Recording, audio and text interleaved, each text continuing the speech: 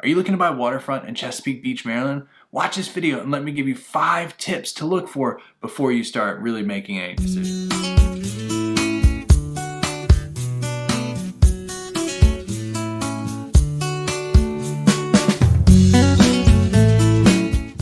Alright, what's up everybody? My name is Rob Scout and I'm here with EXP Realty in Southern Maryland, and today we're going to be talking about finding waterfront in Chesapeake Beach, Maryland. Before we get started, if you have any questions, need any help thinking about moving to Southern Maryland, make sure you use that contact information below. Call me, text me, whatever, and I'd be happy to help you make some decisions when moving to Southern Maryland. Also, if you want, you can scroll down to the first comment, click on the link that's in that first comment, and we'll schedule a Zoom meeting one-on-one with me, and we can talk about your needs when moving to Southern Maryland or Chesapeake Beach, of course. Now, last but not least, if you haven't yet, make sure you scroll down, click the subscribe button, click the little bell so you're notified every single time we put out new content about living in Southern Maryland. All right, so let's go ahead and get started. I'm going to talk about 5 things you need to look for or you need to understand when you're moving to Chesapeake Beach, and especially looking at waterfront. The 5 things we're going to talk about are locations of where to look for waterfront, regulations on the waterfront around there, the types of housing that you have around the waterfront in Chesapeake Beach, kind of the activities you can expect to do on the water and around the water in Chesapeake Beach, and also some frequently asked questions that I get, not just about Chesapeake Beach waterfront, but about waterfront in general in Southern Maryland. All right, so let's go ahead and get started. The first thing we're going to talk about is where to look for waterfront in Chesapeake Beach. Now, this is actually pretty easy because there's not a lot of waterways in Chesapeake Beach. If you look on the map right now, I'm kind of showing you exactly kind of where Chesapeake Beach is. And one of the main parts where you're going to be able to keep a boat and you're going to be able to do a lot of the stuff is right in the middle there of the screen, and that's Fishing Creek. And Fishing Creek is the main little cove, or that little cove that is part of Chesapeake Beach.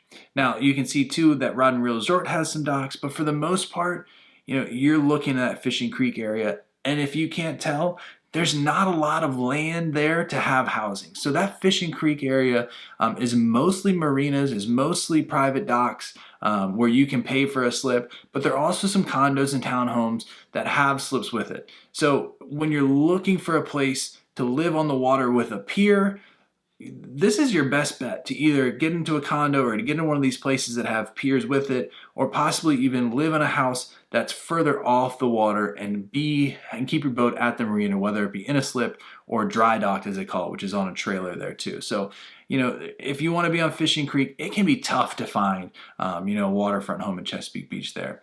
Now, looking back at that same map, you can see that there's a shoreline of the Chesapeake Bay that's part of Chesapeake Beach. The interesting thing about it though, when you look at it, and you can kind of see it here, a lot of it is just shoreline. There's not piers, there's not stuff like that. So it's not a place, while you can have great views of the water, you're not going to really be able to access it with a boat. You're not going to have your pier there. There's a few piers north of Fishing Creek, maybe a handful, 10, 15.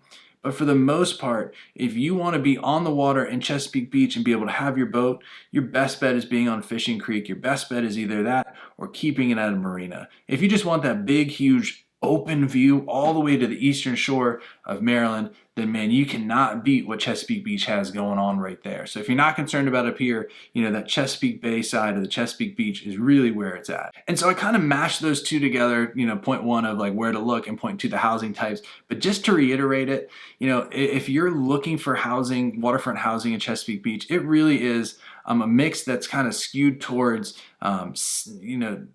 townhomes and condos and stuff like that for waterfront, just because there's not a lot of space that is waterfront there. But if you're looking for that single family home or that attached home, you're more likely going to be on that Chesapeake Bay side, and you're less likely to have a pier. And those ones that do have a pier, they go for even more because of the rarity of that. So, you got to balance your desire of what you want to do on the water with the type of house you want if you were really dedicated to be on the water in Chesapeake Beach.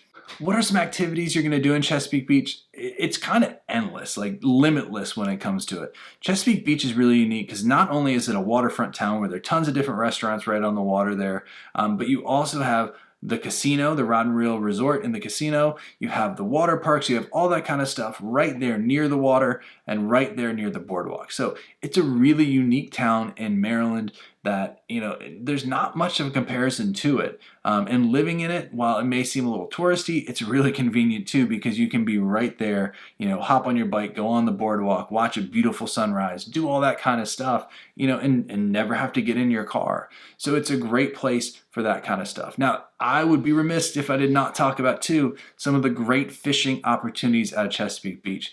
It is one of the best places to go out. Some of the best charter boat captains go out of Chesapeake Beach, and some of the best fishing can happen right outside of Chesapeake Beach for rockfish, for perch, for speckled trout. You can go over to the eastern shore and fish the islands, and it's not too far to go down to Solomon's in the mouth of Patuxent to have a chance at, red drum and cobia and stuff like that too.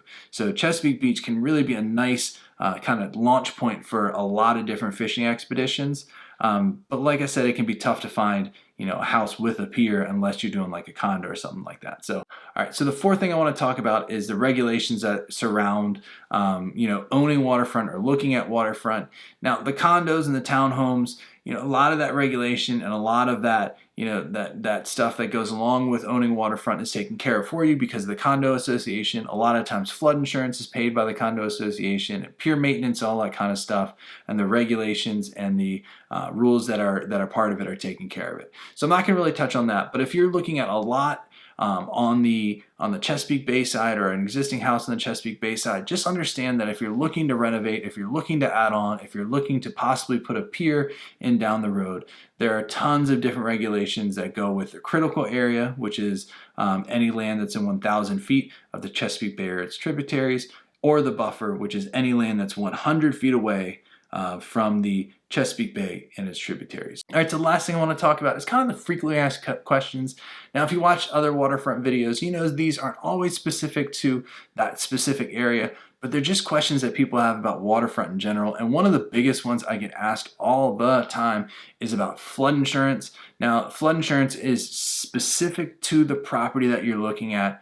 It can be different for condos and townhomes, which, there are in Chesapeake Beach, and a lot of times the association will pay for that, but that is really a case-by-case basis. So you would want to make sure when putting an offer in on a condo or a townhome that you understand who's paying for the flood insurance. Now, if you're looking at a single-family home or detached home, you're really going to need to go to your insurance company or go to a insurance company and give them the exact address and ask them to pull the flood risk or the FEMA or the firms, the flood maps, so you can get a really good idea of what flood zone it is and how much it's going to cost you per year to insure that property. You really want to do that because there's so many different factors. You just looking at a map and kind of getting an estimate, you can be surprised at the end of the whole process how much it actually costs. So don't do that. Take the exact address and really get a true quote on what that flood insurance is going to be, so you know what you're dealing with when you go into it.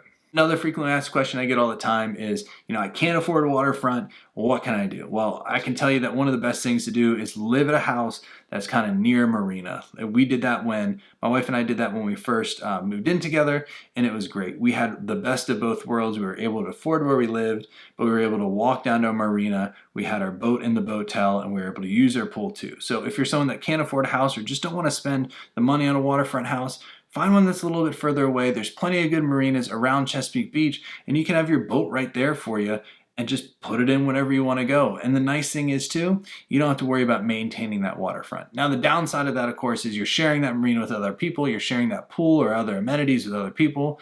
But if you want to access the water, it might be a small price to pay for you. All right, so hopefully this information about buying waterfront in Chesapeake Beach was helpful. If you have any questions or need any help, make sure you use that contact information below, and I can help you make decisions about moving to Chesapeake Beach or Southern Maryland in general. If you want, you can scroll down to that first comment, click on the link, and it will schedule a Zoom meeting with me where we can talk one-on-one about your home buying needs. And last but not least, if you haven't yet, make sure you click that subscribe button, click the little bell so you're notified every single time we put out new content about moving to Southern Maryland. All right, I hope to see you on the next video.